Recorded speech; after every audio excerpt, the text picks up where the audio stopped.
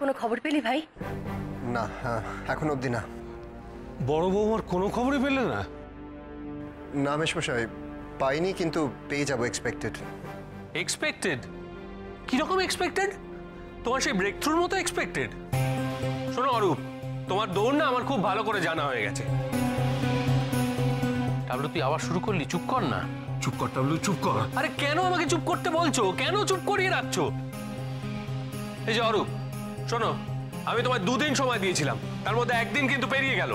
এই টাবলু, এই 2 দিন কেটে গেলে কি করবি তুই? হ্যাঁ, তুই বৌদিকে খুঁজে এনে দিবি? সে ক্ষমতা আছে তোর? যদি না থাকে চুপ করে থাক, ও চেষ্টা করছে। আমি বউ ভাতের দিন থেকে দেখছি তুই অরূপকে যাচ্ছে তাই ভাবে অপমান করছিস। বাবা, তুই এখন আমার উপর চোখ রাঙাচ্ছিস? অদ্ভুত ব্যাপার তো। আরে এই যে এই লোকটা কি করছে? থানায় গিয়ে আড্ডা মারছে, খাচ্ছে যাচ্ছে, ঘুরে বেড়াচ্ছে, তার ব্যাপারে তোদের কোনো হেলদোল নেই। বড্ড বাড়াবাড়ি করছিস তুই। হয় চুপ কর, আর নয়তো নিজে ঘরে চলে যা। যা ঘরে যা। অরূপ, অরূপ, ওর কথা প্লিজ তুই কানে তুলো না, ওর মাথাটা খারাপ হয়ে গেছে। না, আমার মাথা খারাপ হয়নি, আমি শুধু এই লোকটাকে চিনিয়ে দিতে চাইছি। একটা অপদার্থ, ইনকম্পিটেন্ট লোক। Mind your language. যা, মাইন্ড ইওর ল্যাঙ্গুয়েজ।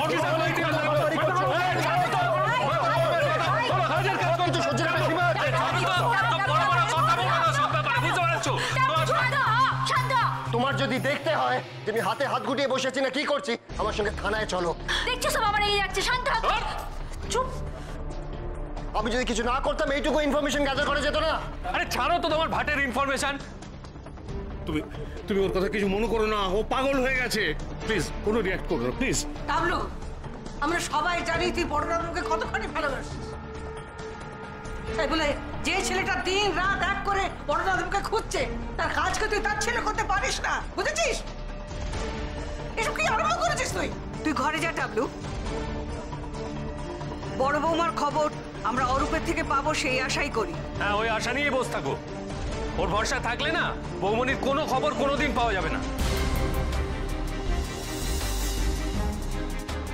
আহ, কি অলক্ষণে কথা টাবলু। আমি অনেকক্ষণ ধরে সহ্য করছি, আর করব না।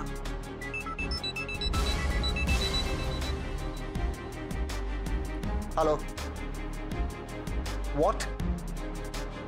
খালপাড়ের বস্তিতে? ঠিক আছে, আমি রেডি হচ্ছি, আমাকে 5 মিনিট এখান থেকে পিক আপ করো। খবরটা ভুল নয় তো? আর আর্মস নিয়ে বেরোবে। যে লোকটা বৌমনি ছবি ছাপাতে দিয়েছিল খবরের কাগজে, তাকে খালপাড়ের বস্তিতে দেখা গেছে। তাই বুঝি? হ্যাঁ।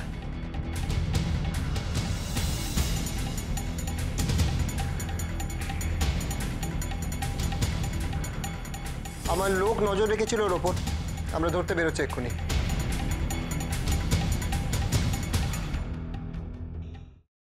আমি এই সব কিছু বন্ধ করতে পারি, কিন্তু একটা শর্তে। তোমাকে আর দুর্গাকে আমাকে ছুঁয়ে কথা দিতে হবে, এর সাথে তোমরা কোনো যোগাযোগ আর রাখবে না। শোনো, আমরা এখনো তোমার মতন এতটা পাথর হয়ে যায়নি। তোমাকে ছুঁয়ে আমি এত বড় কথাটা। এটাই আমার শেষ কথা তোমাকে। দাদা ভাই, পুতুলটা না দিয়ে এসেছি। আস্তে, একেবারে বজরংবলী আন্টির হাতে দিয়েছো তো? না, আমরা তো দরজা দিয়ে গড়িয়ে দিয়েছি। ঘরে তো ঠাম্মু ছিল, তাই ঢুকতে পারিনি। মা ঘরে ছিল? এ বাবা, এটা যদি মার হাতে পড়ে তাহলে তো মুশকিল। ওনার কোনো সর্দারজির সাথে পরিচয় ছিল? সর্দারজি? না। ঠিক আছে, আমি তাও বলবো আপনারা একটু ঠান্ডা মাথায় ভাবুন। আসলে আমার জানাটা খুব দরকার। আমি তাহলে আসি, কিছু মনে পড়লে আমাকে অবশ্যই জানাবেন। আচ্ছা।